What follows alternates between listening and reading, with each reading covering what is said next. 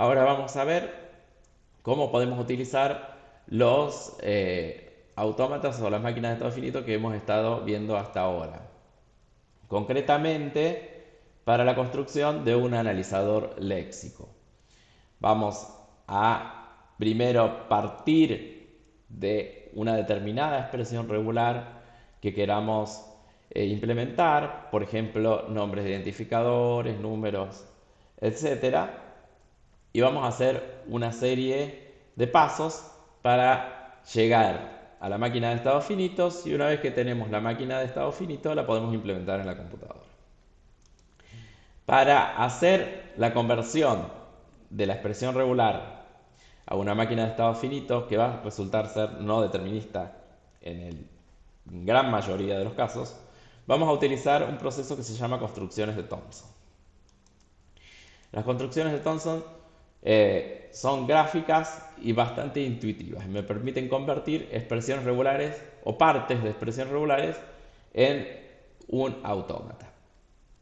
Para eso vamos a considerar distintas partes o ejemplos de expresiones regulares. Por ejemplo, para un símbolo simple, que sería correspondiente a un solo carácter, yo lo puedo convertir a un autómata de esa forma. Un estado inicial, la lectura del símbolo simple, un estado de aceptación. Para la cadena vacía va a ser exactamente lo mismo, nada más que no se lee ningún símbolo. Para una expresión regular en general, o sea, una expresión regular que tenga nombre y que esté compuesta de distintas partes, la voy a poder representar como un bloque o un pequeño ladrillo, que va a tener un símbolo inicial, un estado inicial y va a tener un estado de aceptación. Y el nombre del ladrillo va a ser el de la expresión regular compuesta. Ahora bien, tenemos más combinaciones de cosas. Por ejemplo, concatenar dos expresiones regulares distintas, que pueden ser R y S, las cuales pueden ser cualquier cosa. En ese caso, cada una tendrá su bloque, tendremos el bloque R y el bloque S, y simplemente los pegamos con una epsilon. Automáticamente el estado de aceptación pasa a ser el del último bloque siempre. Los otros quedan como estados normales. Para evitar el uso de esa epsilon y ahorrármelo para después, podríamos pegar los bloques directamente así como está abajo, uno superpuesto con el otro. Si tenemos el caso de selección de alternativas entre dos expresiones regulares con nombre o compuestas, vamos a tener dos bloques. Vamos a tener que elegir entre dos bloques, uno el de R y el otro el de S. La selección o la elección la vamos a hacer mediante un estado inicial en el que se divide mediante epsilon. Y finalmente, cuando termina la selección, se junta todo en un estado de aceptación con epsilon también. La repetición de 0 o más veces, que podríamos representar como una expresión regular asterisco, va a ser muy parecida a un bucle. ¿Por qué? Fíjense que con 0 veces yo voy a tener un estado inicial, un estado de aceptación, y voy a ir con epsilon directamente, que es la que está marcada abajo. Para una vez yo voy a hacer el bloque R una vez, que es lo que está en el medio. Es decir, voy a ir con epsilon al bloque R y de epsilon al estado de aceptación. Y para hacer más veces de R, voy a volver con epsilon sobre R, que es la epsilon que está arriba. Para la repetición de una o más veces, que sería R más, en realidad lo único que voy a hacer va a ser sacar la epsilon de abajo del caso anterior y voy a tener que hacer sí o sí el bloque R una vez. Con todos esos esquemas básicos vamos a trabajar para realizar el diagrama de algo más complejo. Por ejemplo, vamos a hacer o analizar el caso del reconocimiento de un identificador. Con la expresión regular que estamos ya familiarizados de identificador igual a letra seguida de 0 o más letras o dígitos, vamos a empezar a diagramar los bloques que componen ese ID. Primero tengo un bloque de letra concatenado con una repetición de 0 o más veces. Entonces lo voy a concatenar ese bloque de letra con la parte del diagrama que me indica cómo hacer un bucle. Entonces tengo representado el bloque de letra o dígito, que se va a repetir 0 o más veces. Ahora bien, tengo que seguir descomponiendo letra o dígito, que es una selección entre alternativas. Entonces vamos a usar el moldecito de la selección de alternativas que se dividen con epsilon y se juntan con epsilon. Letra y dígito. Bien, cuando llego a este punto, que es un punto que me parece interesante, en el que lo he descompuesto al diagrama en partes que ya son bastante sencillas, podría simplificarlo al diagrama y decir, bueno, vamos a considerar que letra es una letra genérica L y dígito es un dígito genérico D. Lo vamos a cambiar en el diagrama para hacerlo más simple también y lo vamos a equiparar a un carácter.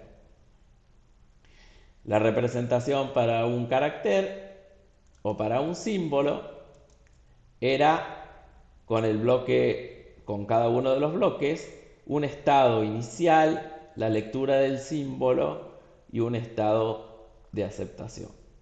El estado de aceptación, acuérdense que se va a utilizar al final, por lo tanto se va a reconvertir en un estado normal, en el medio. Luego tengo que me voy con epsilon a un estado de aceptación o me voy con epsilon a otro estado en el que luego tengo que decidir entre L y D. Para decidir entre L y D utilizaba las epsilon y voy a reemplazar la representación del símbolo L y D, que era también un estado inicial, la lectura del símbolo, otro estado, un estado de aceptación. Lo mismo para D, los estados de aceptación se pierden y me queda esa representación final. La epsilon que representa el retorno del ciclo ya la tenía como la transición que va de S7 a S2.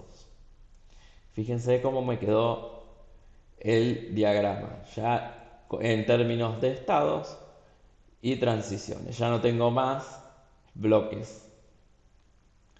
Este sería la máquina de estados finitos no determinista que me permite reconocer esa expresión regular de los identificadores. Esta expresión, esta máquina de estados finitos, obviamente se ve que es no determinista por la presencia sola de las epsilon.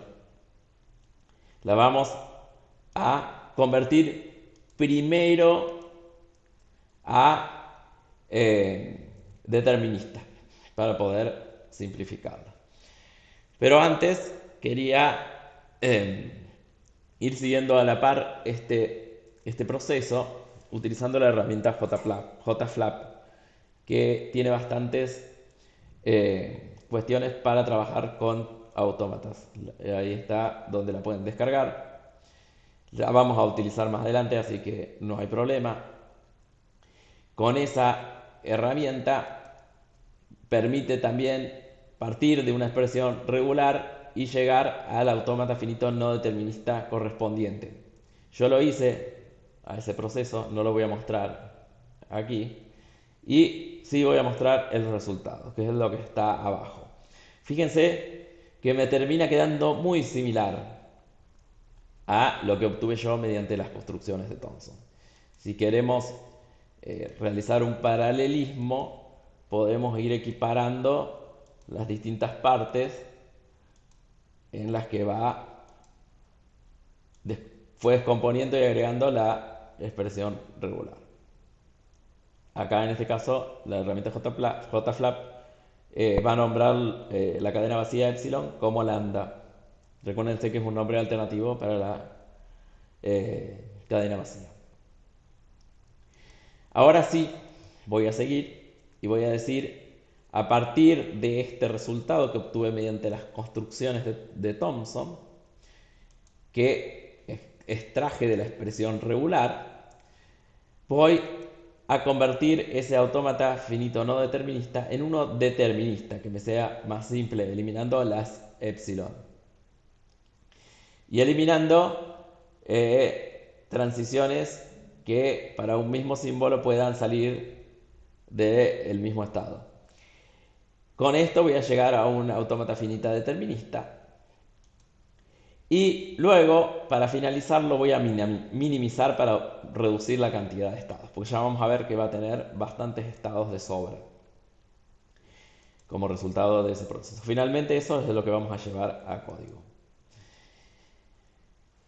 Esto es lo que estuvimos haciendo hasta ahora, pero en realidad hay que tener en cuenta que los lenguajes de programación, si queremos aplicar esto para un lenguaje completo, no van a tener una sola expresión regular para todo, sino que van a combinar un montón de expresiones regulares. Las construcciones de Thomson permiten también unificar expresiones regulares mediante un estado de inicio y transiciones epsilon. Entonces yo voy a hacer esta secuencia que figura ahí, la voy a hacer toda junta para todas las expresiones regulares. Entonces voy a tener si tengo una expresión regular para un identificador de variable, voy a obtener la máquina de estados finitos no determinista para eso. Si tengo para un número, voy a obtener el autómata para el número. Y así sucesivamente para cada expresión regular que yo tenga. ¿Cómo las voy a unir? Como me dicen las construcciones de Thomson. Voy a partir de un estado inicial y las voy a pegar con epsilon, como si fuera la selección entre alternativas. A partir de eso yo voy a obtener un solo autómata o máquina de estados finitos no determinista. Esa va a ser la que convierta a determinista y a partir de ahí minimice para implementar en código. Este es el esquema de análisis léxico general de cualquier lenguaje, que se puede automatizar completamente. Vamos a seguir con el ejemplo del reconocimiento de caracteres. Teníamos la expresión simplificada con el diagrama correspondiente en máquina de estados finitos no determinista. Entonces lo que vamos a hacer es transformarla de determinista para eliminar las epsilon redundantes. Para eso vamos a aplicar el método que vimos antes. Vamos a partir del estado de inicio, le hacemos la cerradura epsilon. Con epsilon S0 no va a otra cosa que a sí mismo, entonces ese va a ser el estado inicial del autómata determinista. Lo voy a llamar Q0. Voy a seguir con el próximo estado y lo voy a hacer con cada símbolo que tenga, que en este caso es L y D. Entonces, lo voy a hacer para todo. Q0, que es S0. Con L, S0 me va a S1. Entonces le hago la cerradura de epsilon a eso. La cerradura de epsilon corresponde a la de S1 solamente. Y S1, fíjense, a todos los lugares que puede ir con epsilon. Puede ir a S1, que dijimos que va a ir siempre a él mismo. Puede ir a S2. De S2 puede ir a S3 y a S5. Y también por el otro lado de abajo puede ir a S8. Ese va a ser el nuevo estado Q1. Ahora deberíamos haber hecho Q0 con D, pero con D no está definida esa transición, así que la vamos a obviar. Vamos a ir a Q1, que Q1 sabíamos que es S1, S2, S3, S5, S8. Vamos a probar con L a ver a dónde va. Bien, con L, S1 no va a ningún lado, S2 no va a ningún lado, S3 va a S4. S5 no va a ningún lado. S8 tampoco. Entonces me queda solamente S4, que sería cerradura de epsilon de S4, que es el mismo. Y los lugares a los que vamos con epsilon, vamos a S7, vamos de S7 vamos a S2, de S2 vamos a S3 y S5 también, de S7 podemos ir a S8. Ahí están todos los estados a los que podemos ir con epsilon. Eso va a ser Q2. Vamos a hacer Q1 con D. Q1 con D. S1 con D, nada. S2 con D, nada. S3 con D, nada. S5 con D va a S6. Y S8 con D, nada. Tenemos la cerradura de epsilon de S6, que es S6, y todos los lugares que podemos ir con epsilon. Podemos ir a S7, de S7 vamos a S2, podemos ir a S8 y de S2 que teníamos antes podíamos ir a S3 y S5. O sea, tenemos todo lo que podemos ir con epsilon a partir de S6. Ese es Q3 porque si nos fijamos es diferente al de arriba. Entonces ahora me quedan por probar Q2 y Q3 con L y con D respectivamente. Voy a probar Q2 con L. Con L veo que me va a llevar a la cerradura de epsilon de S4, ya la tengo, y es Q2. Entonces Q2 me lleva a Q2. Q2 con D, voy a ver que me va a llevar a la cerradura de epsilon de S6, que es Q3, ya lo tenía. Q3 con L, voy a ver que me lleva a S4, cerradura de epsilon, Q2, ya lo tenía. Y Q3 con D, voy a ver que me va a llevar a S6, cerradura de epsilon, Q3, que ya lo tenía. Ahora voy a hacer una lista de todos esos pasos, de todas esas transiciones, para que me quede bien a la vista y me quede resumida. Hice de Q0 con L, me fui a Q1, lo represento en el diagrama. De Q1 a Q2 con L, de Q1 a Q3 con D, de Q2 a Q2 con L y de Q2 a Q3 con D, de Q3 a Q2 con L y Q3 a Q3 con D.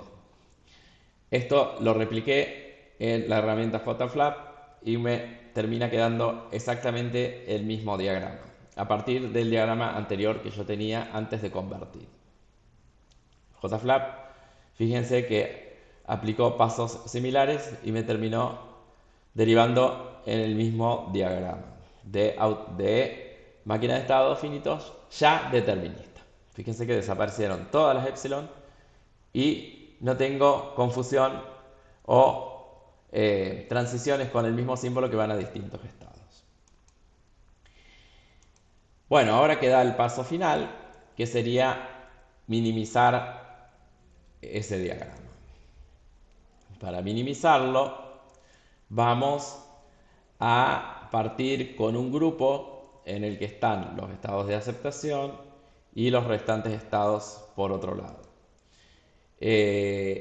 Como estados de aceptación tengo a Q1, Q2 y Q3, y como estado no aceptación solamente tengo a Q0, entonces voy a partir con ese conjunto. Q0 con una L voy a validar, se termina yendo a Q1, se va al otro grupo. Q1 con una L se va a Q2, se queda dentro del grupo. Q2 con una L se queda también dentro de Q2 y Q3 con una L se va a Q2, también queda dentro del grupo. Voy a hacer lo mismo con la D. Q0 con una D no aplica, Q1 con una D se va a Q3, queda en el grupo. Q2 con una D se va a Q3, queda en el grupo. Y Q3 con una D se queda en Q3, queda en el grupo. Por el lado de las D, de los dígitos, estoy perfecto. Por el lado de las L también. No hay cambio en las particiones, entonces hemos obtenido el autómata mínimo, que significa que la primera partición que hicimos fue la que nos garantiza el mínimo. Y vamos a hacer el diagrama directamente de esta partición. Vamos a llamar los estados P0 y P1 a los grupos. Y vamos a ir recomponiendo las transiciones. P0 con una L se iría a P1. Lo vamos a representar ahí. Es de aceptación porque tiene estados de aceptación. P0 es de inicio porque tiene estado de inicio. Y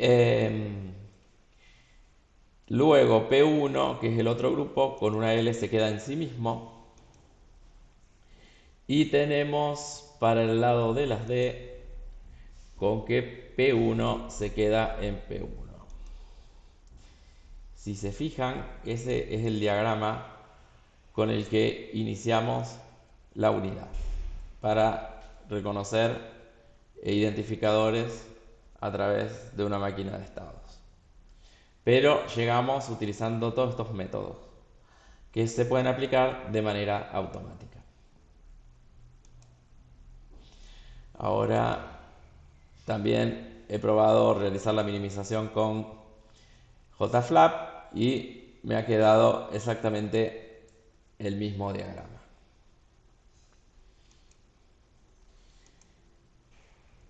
Bien, una vez que hemos realizado esto con esa máquina de estados mínima que tenemos, podemos probar e implementarla.